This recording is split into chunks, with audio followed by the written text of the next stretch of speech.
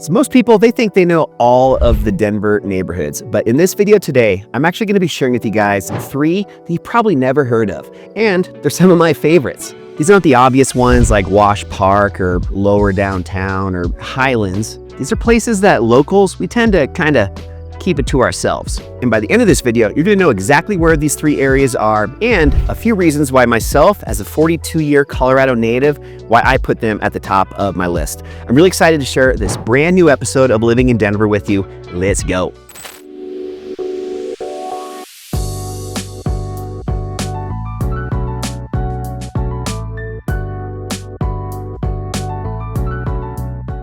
All right, so as I said, today's going to be all about these 3 neighborhoods that you might not know about, and let's keep it that way. So I love sharing this video with as many people as I possibly can, but just be aware, maybe we want to keep this one just between you and me.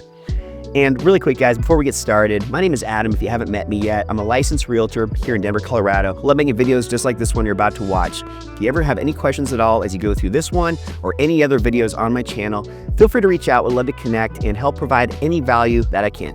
But let's just talk right now about the first of the 3 neighborhoods. And this one, it's going to be Roxborough. So this neighborhood is about 25 miles southwest of downtown Denver. So you're looking at about a 35 to 45 minute drive into the city to downtown Denver. And it's a little bit further if you're trying to get all the way out to Denver International Airport. That's going to take you probably right around an hour. Now, Roxborough, to me, it kind of feels almost like Sedona, which is one of the coolest cities in Arizona. It's kind of like that, but here in Denver, Colorado. So the entire area is actually surrounded by these dramatic red sandstone formations. And with Roxborough State Park literally in your backyard, you're gonna see deer, fox, maybe even the occasional black bear just strolling right through the neighborhood. I recently sold a home very close to Roxborough, and I was blown away by how much wildlife was in this part of southwestern Denver on a regular basis. It really is that cool blend where you almost feel like you're in the mountains at times, and just such a cool aspect, especially for people that might not already live in Denver. Maybe somebody like yourself if you guys are coming here from out of state. Just an extra fun part of being here in Denver, Colorado. Now, the homes here in Roxborough, they do tend to lean a little bit on the larger side. A lot of custom builds, some sprawling ranches, and just some neighborhoods like Roxborough Park and also Roxborough Village. Some of these areas are gated, but many of the homes, they have these really big windows, really to take in the full mountain views. And as you can see that I'm sharing with you, awesome red rock formations, as well as just this seclusion and just breathtaking scenery that I think is very unique. Pretty much you won't find out anywhere else here in Denver. But there is one trade-off, and that would just be if you're somebody that really wants a little bit more of that urban lifestyle with tons of restaurants, bars, all of that kind of stuff. If that's what you're looking for, this might not be the best place, because in Roxborough, you really almost have to value a little bit more of that privacy and nature over the nightlife. And one other thing that is important to understand, in Roxborough, it really doesn't have a ton of commercial development. You're going to be driving through Highlands Ranch or maybe Littleton for your Target runs, just going to different grocery stores and just those daily chore type errands. But in a way, that's kind of the point and why people choose to live in Roxborough. People move here for the quiet, the privacy, for the incredibly dark skies at night, and for the ability just to lace up those hiking boots or those tennis shoes and walk straight out your door and hit the trail within 5 minutes. I love that about Roxborough, and I think for people that are really looking for that outdoor, active lifestyle balanced with still being close to Denver, this can be one of the best options for you. So definitely check it out if you haven't yet been or really know much about Roxborough. Oh, and before we move on, I got to share with you guys a local tip. If for any of my golfer viewers out there, I got to tell you, the best course in Denver, maybe the top 3 in my opinion in all of Colorado, is right here in Roxborough, and that's going to be Arrowhead. So Arrowhead Golf Club, a couple things that are really great about it. For one, it's actually a public course, so anybody can play there. It is a bit expensive. You're looking at probably $200, if not even a little bit higher for just one round of golf, but you're not gonna be disappointed. It has some of the most amazing views, some really unique, cool holes throughout the course. And it's just one of these, golf courses that you play that you take pictures on a few different holes and you just tell all your friends about it afterwards because it really is so unique and so special. But even if you're not a golfer, still head out to Arrowhead and maybe just grab happy hour or dinner there, and you can still enjoy these incredible views from the clubhouse. Just imagine, this sunset with the awesome red rock formations in front of there, with just an incredible, unique, and just breathtaking view to take in while you're having dinner or some drinks. So definitely check out Arrowhead Golf Club. All right, so next up is number 2, and this one you might have heard of just because it's gained so much popularity in the last 5 to 10 years. But this second spot that I gotta tell you guys about is Applewood. So this neighborhood, it sits about 10 miles just to the west of downtown Denver. So that means you can be in downtown Denver in about 15 minutes, maybe 20, depending on traffic. So very convenient if you are still commuting into the city for work.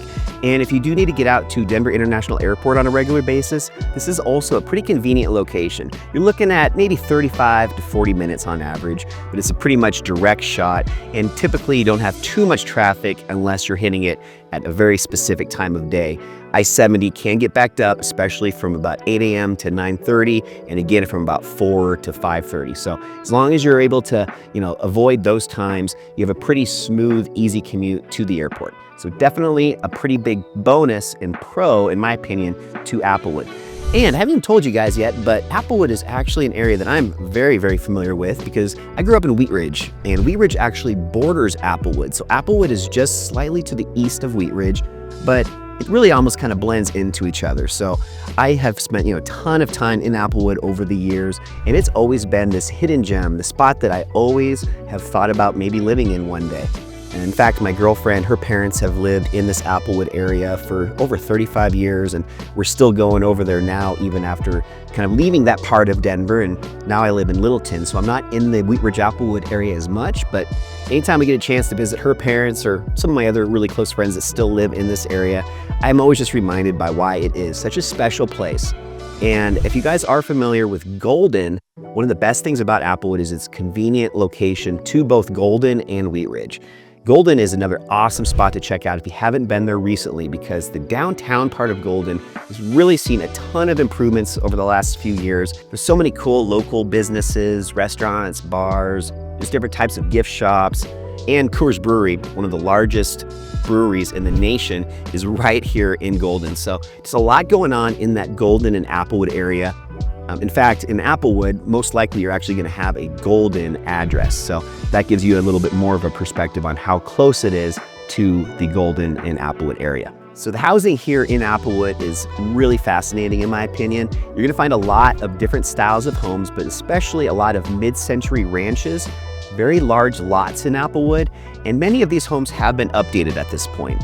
But there are still some in the original condition, so if you're looking for a potential fixer-upper type property, you can find them here, but you're still going to pay a very hefty premium just because of the location of Applewood. But in addition to those older homes, you do still have some newer construction popping up, but it really does, I think, intentionally maintain more of that kind of classic character that all the other homes that were built back in the 50s and 60s in Applewood still have. Again, that mid-century style, which is very cool and really becoming popular again. It's seeing this new resurgence in popularity where a lot of buyers are looking specifically for that style of home. One other really cool thing that I want to share with you guys is a lot of the streets in Applewood are a little bit wider than normal, so you never feel cramped. Lots of very mature trees that line either side of them. It's just a beautiful part of Denver. You're also going to have some beautiful mountain views in the distance depending on what direction you're facing. And you're going to find a lot of neighbors that just have never left. There's a reason why so many people stay in this area, because it really is unique and very special. And the one negative to that is if you are seriously considering this as a place to buy a home, the inventory is pretty minimal, and whenever homes do hit the market, they go quick. So Applewood, it really does give you the best of both worlds, in my opinion. You can hit up I-70 and easily get to downtown Denver. As I said, only about 15 to 20 minutes, But I think just as important is to understand how easy it is to hop on I-70, and instead of going east to downtown, you can head west and you're so much closer than literally almost any other part of Denver to get up to the ski hills. So if you're a person that loves the outdoors and you see yourself as going up to the mountains on a very regular basis, this really can be a deciding factor for a lot of people. You know, when I lived in Wheat Ridge and in this part of town, I just loved on a Saturday morning being able to get in the car in the wintertime and just have this 30 to 40 minute head start on anybody else in town because you're just that much closer. You don't have to fight through any traffic to get to I-70 and start going up the mountains. You just hop on and you're there. There's also a ton of local spots here in the Applewood area, and I'll have to share with you guys one of my all-time favorites. It used to be in a different location in Applewood, and it has since slightly moved, just gone maybe about a mile down the road on a street called Youngfield. But one of the coolest restaurants in this area is a place called Abruzzi's. Now it's actually called Abruzzi's Fire and Wine. If you guys want to check it out, look it up on Google. But awesome restaurant, very strong community feel. And it's one of those restaurants where everybody kind of knows each other. You know, my parents go there still on maybe once or twice a year. And even after, 5 or 6 years of not living in that area, when they go there, they still have waiters and waitresses that know their names. And it just still has that community feel that is pretty rare these days anywhere you go. And I think that's such an important thing to still strive to have more of if possible. And in Applewood, you can definitely find that, and it's a really, really important part of why it's such a special part of Denver. And then one other really exciting thing to share with you guys about Applewood, in just the past 12 to 18 months, a brand new location for Lutheran Hospital popped up. They've been really busy building this out for the last 5 years or so, and it finally opened. And man, there is so much development now happening all around Lutheran Hospital because it's this new anchor in an area that previously hadn't really had any development at all. It used just to be open farmland. And now that the Lutheran Hospital is finished, all of this other cool stuff is getting built up all around it.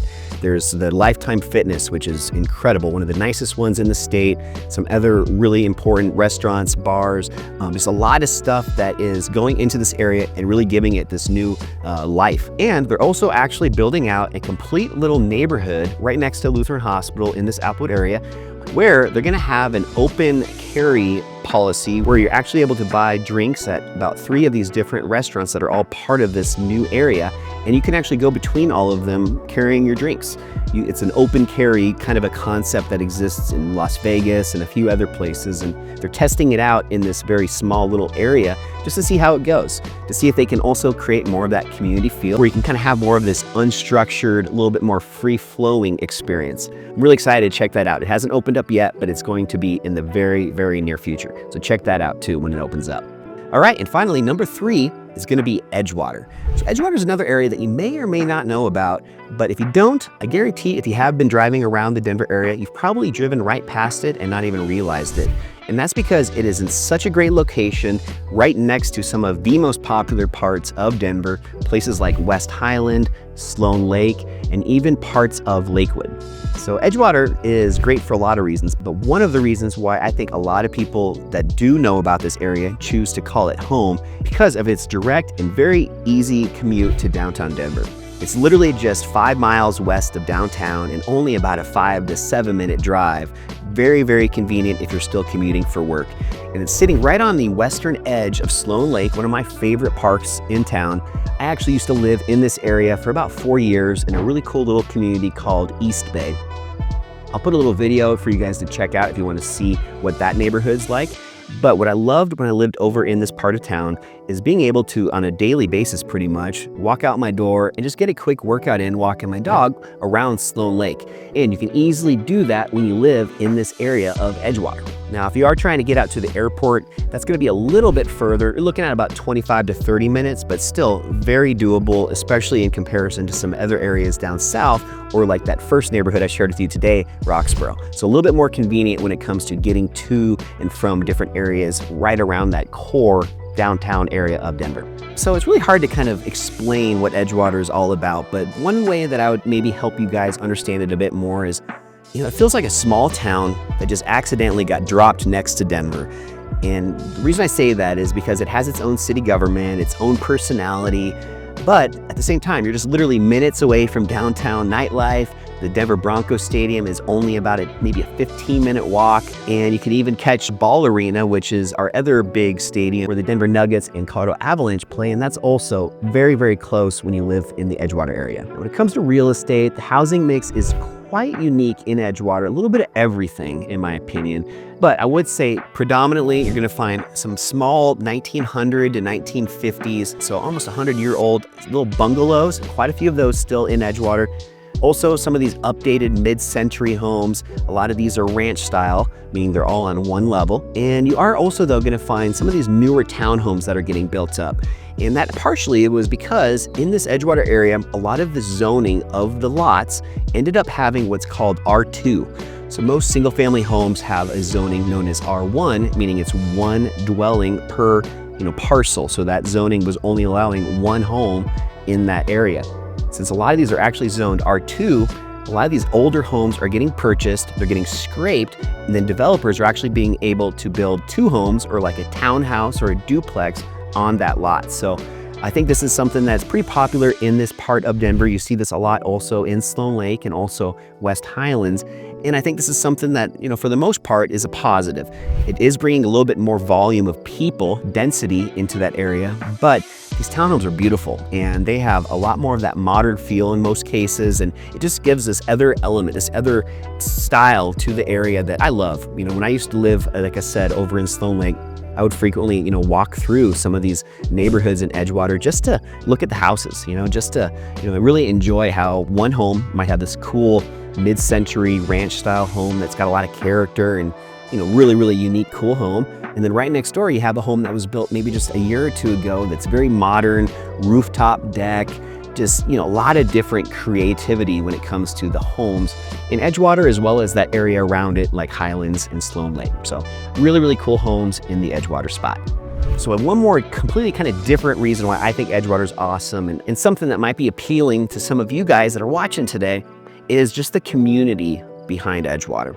It's got this different style, this different vibe that's very unique compared to almost anywhere else that I've seen or lived near in Denver. You've got a lot going on in Edgewater, and one of the best spots, in my opinion, is the Edgewater Public Marketplace.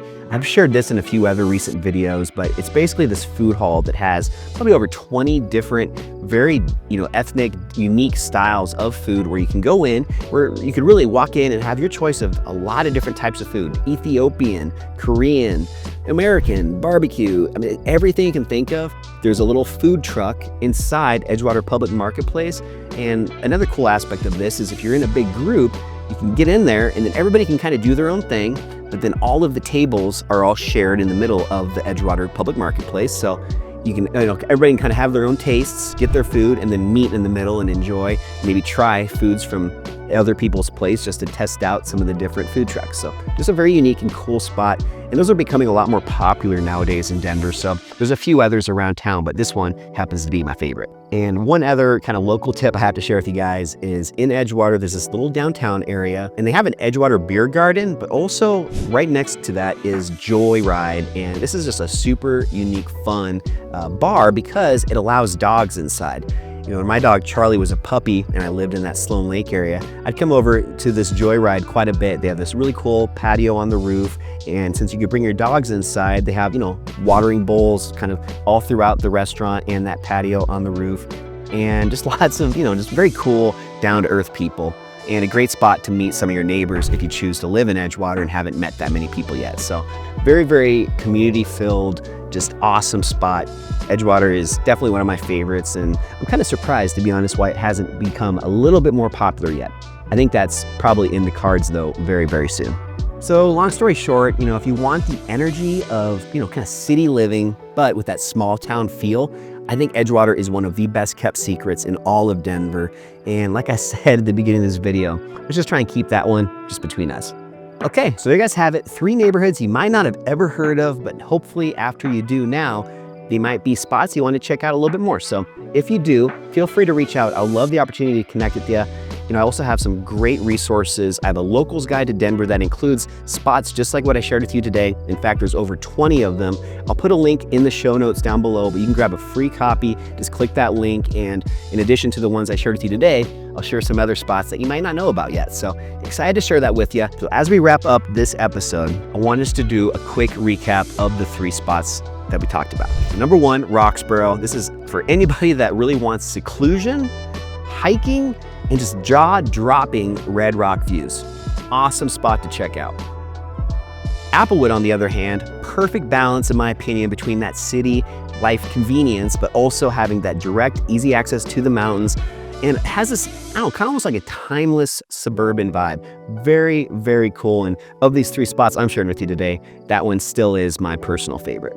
But we can't leave out number 3, Edgewater. Edgewater is also a fantastic part of Denver. It's a small town feel right next to downtown Denver. And you're definitely gonna have the most availability with Edgewater when it comes to nightlife, restaurants, and just that community all bundled up into one spot, into this one package that we like to call Edgewater. All 3 of these, very different lifestyles, but all of them, more than anything, they're underrated and not nearly as popular as I would expect them to be. All right, so with that being said, hope you guys enjoyed today's video. Really excited to share a brand new one with you next week on an all new episode of Living in Denver. If you have any questions at all, feel free to reach out as always, and throw me a solid. Hit that like and that subscribe button to make sure you guys are the first to receive new videos that I release on a weekly basis. Can't wait to share the next one with you. I'll see you then. Bye.